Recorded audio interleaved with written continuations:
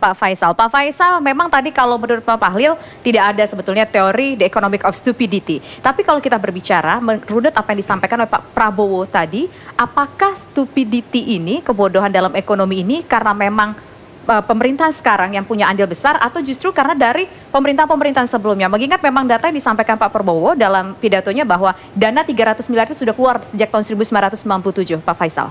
Jadi kalau saya lihat sih kita bikin neraca lah ya. Jadi kan kita harus mengakui juga ada yang memang tidak membaik atau memburuk di era Pak Jokowi, tapi juga ada yang membaik. Nah yang tidak membaik misalnya pertumbuhan ekonomi itu mengalami perlambatan.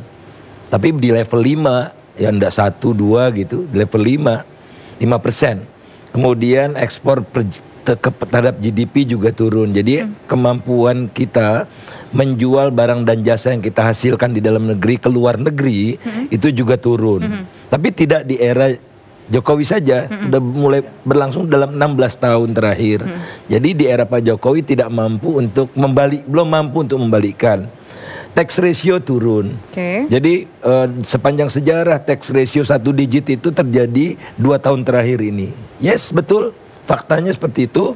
Kemudian utang naik, semua orang tahu. Tapi ada yang membaik juga.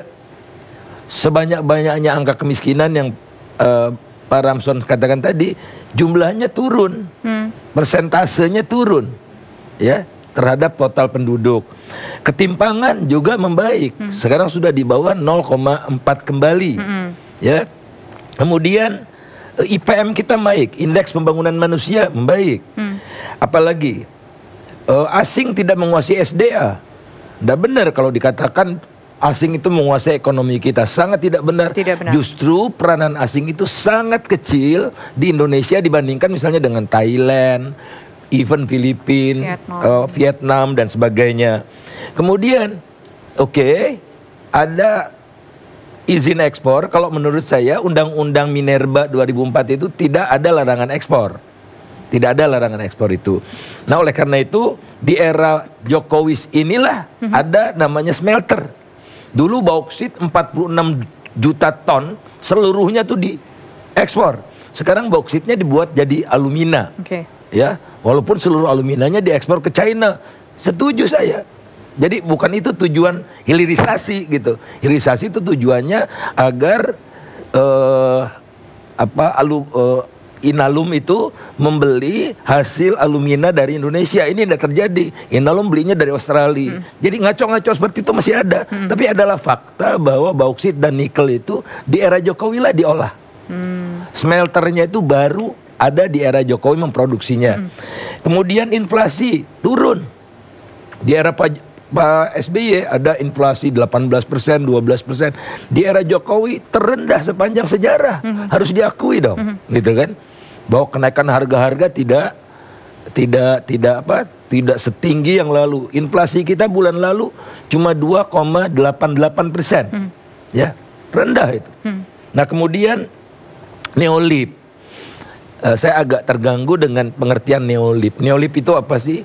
Padahal yang terjadi di era Pak Jokowi ini justru semakin jauh dari neolib.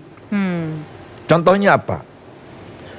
Semua ini kalau neolib semua diserahkan ke pasar, semua diserahkan ke swasta, negara tidak ambil peran banyak macam-macam.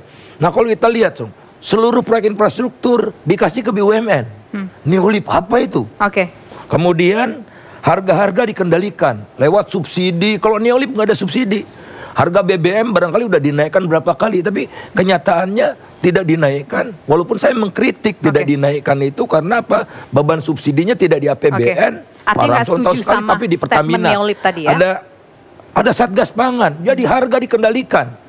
Kalau ada yang toko yang menjual gula di atas 12.500 ditangkap, digeledah. Ada PT Ibu yang jual beras mahal itu sekarang udah bangkrut, PT Ibunya dipidanakan, masuk penjara. Mana ada neolib seperti itu, negara jadi polisi pasar, nggak ada. Asing kecil tadi yang saya katakan. Jadi agak repot gitu. Lebih baik cari indikatornya dulu, kemudian ada semua. Jadi ya ada yang Pak Jokowi katakan tadi juga tidak sepenuhnya benar ya. Kata Pak Jokowi kan tadi di pidatonya pertumbuhan ekonomi Amerika tumbuh pesat. Ya enggak juga. Dalam 10 tahun terakhir Amerika pertumbuhannya tidak pernah lebih dari 3%. Gitu. Tapi memang lebih baik dari yang lalu-lalu. Pak Prabowo juga ada yang benar, ada yang tidak benar. Tapi saya lihat sih ini ya gimmick kampanye aja lah. Memang akurasi tidak begitu penting. Yang penting beda dengan yang sedang berkuasa kan itu. Oke, ini sebelum